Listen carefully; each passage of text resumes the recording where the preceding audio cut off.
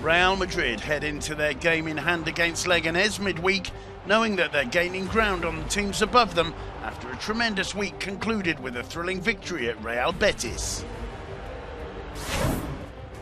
Gameiro and Diego Costa score to help Los Colchoneros defeat Athletic Club in the Wanda Metropolitano and help keep Diego Simeone's side within touching distance of Football Club Barcelona. The Catalan side netted a goal in either half in Ipurua to defeat an impressive Eibar side and equal their best ever run of 31 games without defeat.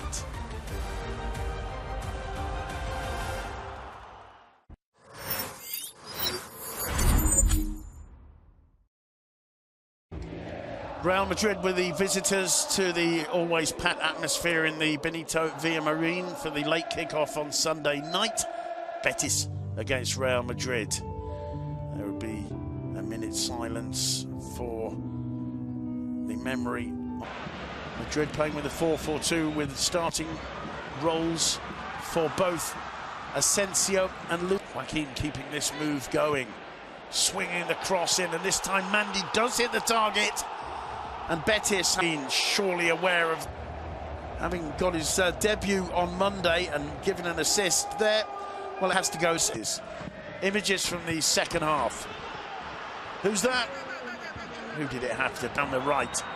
In comes the cross. And how about that for a finish? A Betis player this time last year. Ronaldo would score his too. It's a Ronaldo. Fabian picking up Firpo. How about that for a cross to the far post from a lad making his 8th sub, Benzema. The return ball from Lucas.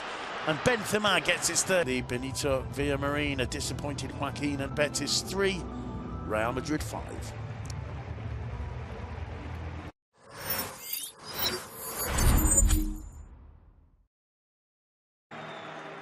La Liga leaders, Football Club Barcelona, visiting the smallest ground in La Liga, Ipurua, in Eibar in the Basque country.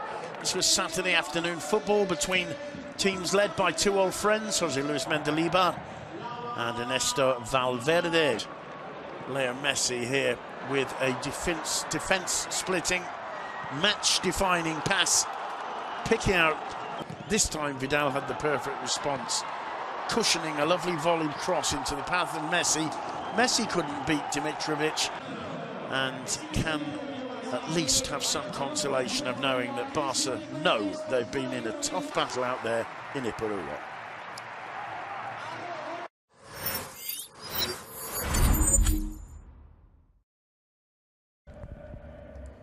Atletico Madrid had to suffer for just over an hour before, in the end, goals from Kevin Gameiro and Diego Costa gave them a relatively straightforward win at home to Athletic Club Bilbao, who looked to defend the 0-0 from the kickoff. Didn't really have any answer once Atletico took the lead. Be given the stop. Saul picks their pocket. The ball comes to Gameiro, thanks to a greasy Gameiro, who teed up Diego Costa for Atletico's second 10 minutes from the end. Lovely ball from Kevin Gameiro. So 2-0 to Atletico Madrid. They're still just 7 points behind Barca. Athletic need to improve.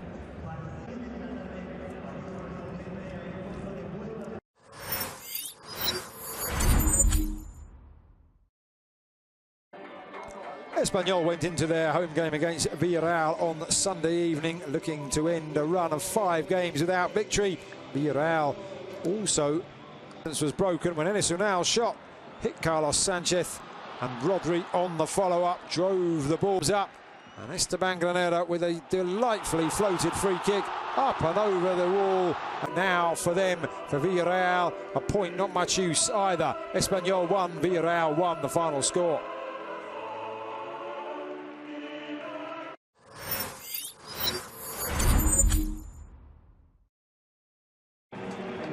Real Sociedad took on Levante in the first game, Sunday of Matchday 24. The home team looking for a second consecutive victory in front of their own supporters. Just beginning to look over their shoulders at Ana Anoeta for additional effect. Xavi Prieto drove in the spot kick. Low and blinking up with Canales. He stepped away from Check Decore and delivered a delightful cross to the far post, where Juanmi owned. And Real Sociedad were to wrap up all the points. A wonderful individual goal, arguably the best of the weekend. So Levante now entrenched in the bottom four. Real Sociedad beginning to dream of a return to Europe.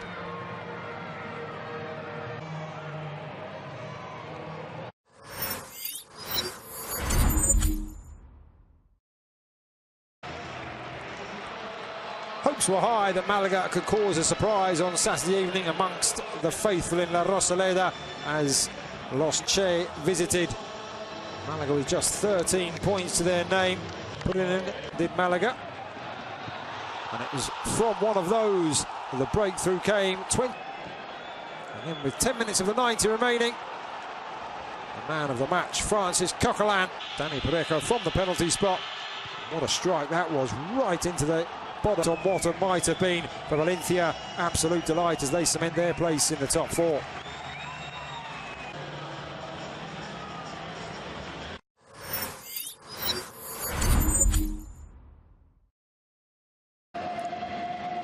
Deportivo Alaves beat Deportivo La Coruña by 1-0 to take a huge stride towards avoiding relegation, while at the same time complicating the life of their rivals. The game kicked off after a minute's silence for the death of the... Mounier is able to work the space before producing a curling, dipping shot. In the end, Alaves held on relatively comfortably. They're 10 points clear of the relegation zone right now. Deportivo, however, they're still deep in the mire.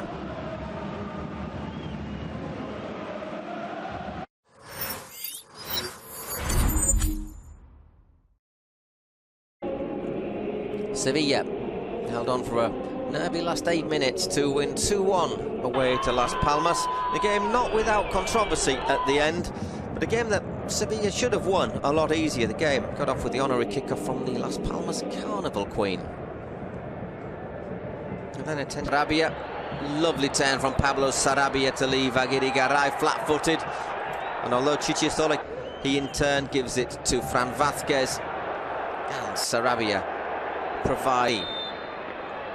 drills it down the middle to get Las Palmas right into the game. Do all he could do, but the fact is Galvez was onside. The goal didn't stand and Sevilla won 2-1.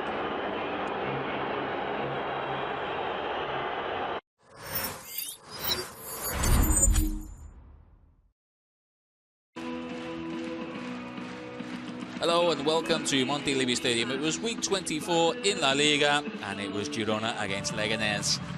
The first game, captain Martín Mantovani, and it was Cristiano Stuani who stood up on the counter. Porto made it 2-0 after 36 minutes. Debut in the first division finally, and his appearance was greeted leading the dive of Pichu Cuellar. So the final score in Montilivi, a fourth straight win for Girona, 3-0 over Leganes.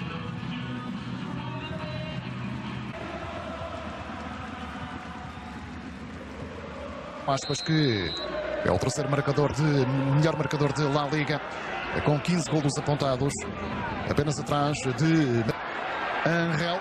O remate e entra! Portillo, atenção a este cruzamento e marca! Agora com o Getafe,